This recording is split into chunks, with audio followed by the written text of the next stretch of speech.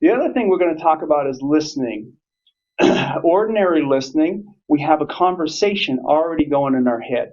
We're already listening to an inner dialogue for ourselves. Go ahead and roll them, Erica, which is I already know, I like it, I dislike it.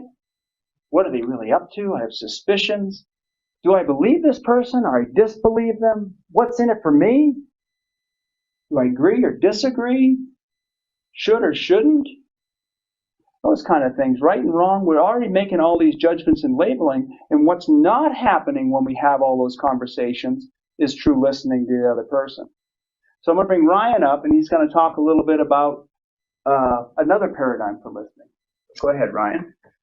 Yeah, so we're going to talk about deep listening.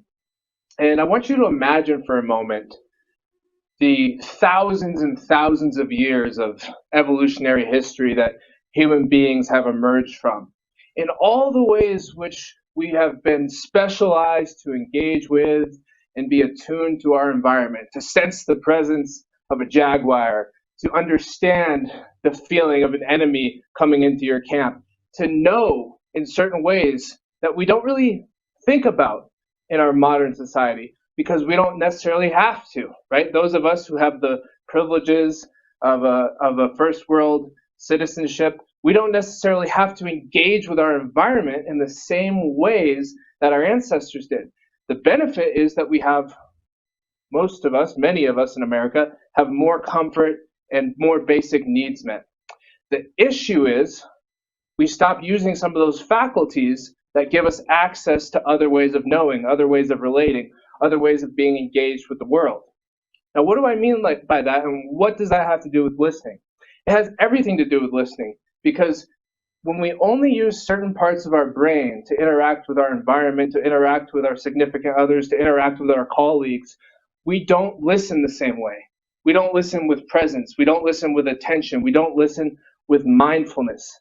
We listen with that hyperactive brain of ours that is always going and always thinking about the next thing. And so what's the result of that for many of us in modern society is that we're always going somewhere, but we never arrive.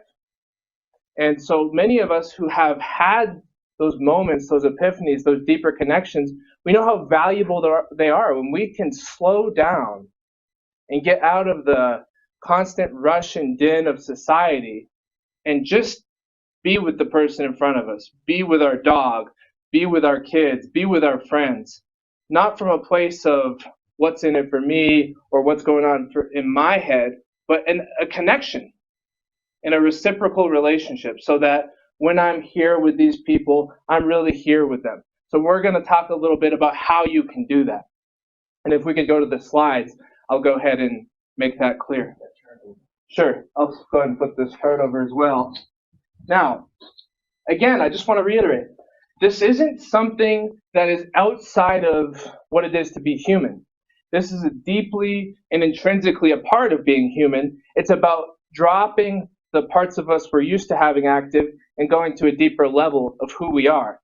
And so I call that attunement, attuning to the environment, attuning to each other. And I'm not the first one who's come up with that concept, but that's the word that I like for it. Now, what are we listening for when we're deep listening? Well, first, we're listening for words and stories, right? So that's kind of surface level. What are the words the person's saying? How are they saying it? We're also looking at body language. Now we're getting a little bit deeper. Now, why is body language important? Well, it goes back to my points about the history of the human species. Body language is important because our bodies actually speak, okay? The body is a vehicle of information. The words that we use are only conveying a small amount of the meaning that we are trying to get across. A lot of the meaning is in the movement.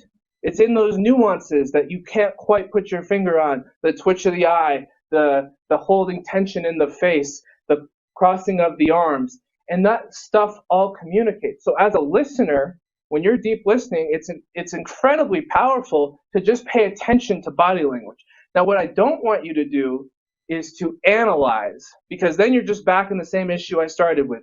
You watch, you pay attention to. There's something to be said about paying attention without jumping to conclusions. Can you pay attention?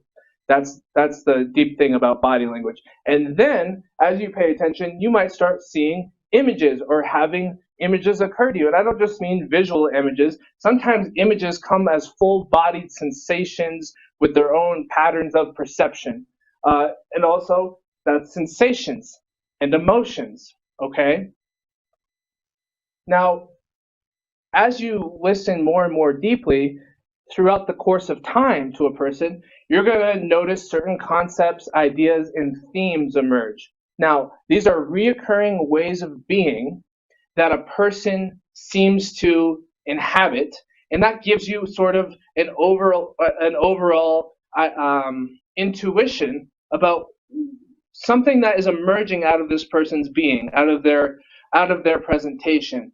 So if you pay close attention throughout many moments in time for long enough, eventually something's going to occur to you as a listener that is a theme or a way of being that this person continually presents. And that's part of your listening. That's very important.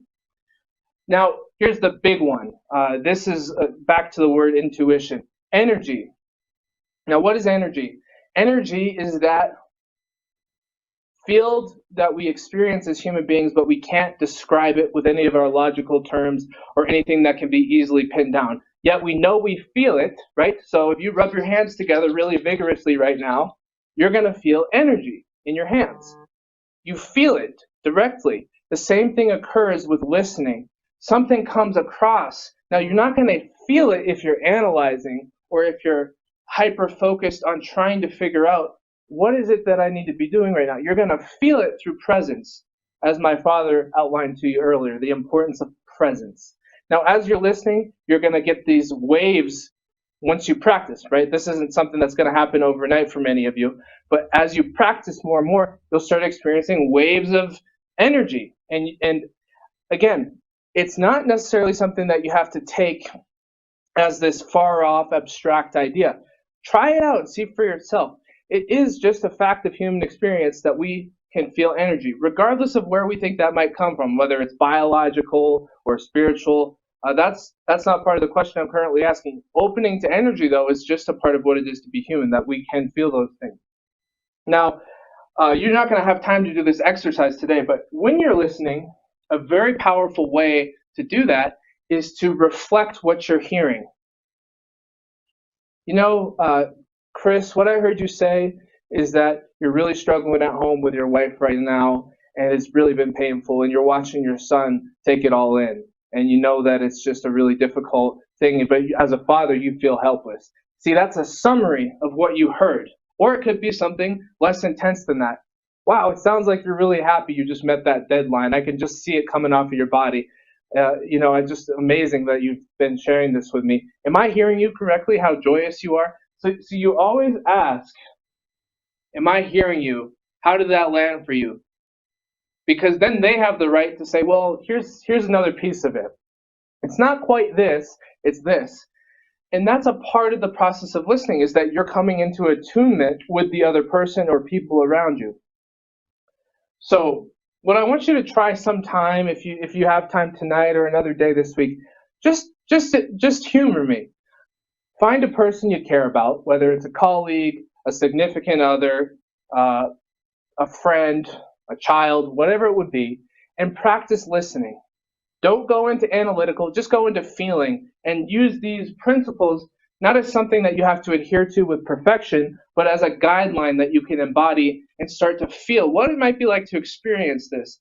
Pick something on here. Well, I'm just going to stick with body language and see if I can really hear and feel the body language. Try a reflection. And here are some good tips that you can use. This is how I'm experiencing what you shared. This is how you're occurring to me. When you said that, I felt. Here's the overall theme I'm hearing emerging from what you're saying. See if you can come up with a summary, and then they might say that's perfect, or they might say, yeah, and there's also this. Then try another reflection until you both feel like we're in exact attunement. This is one of those exercises that you cannot practice enough. It's going to transform the way you interact with people.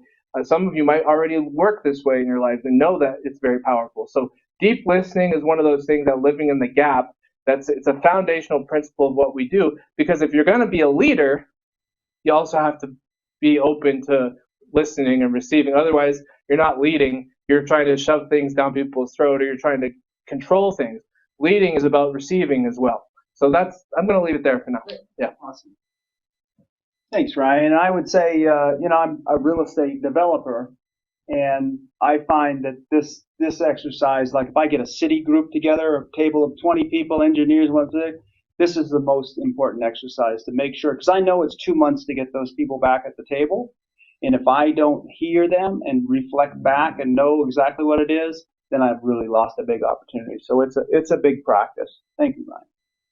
Let's go.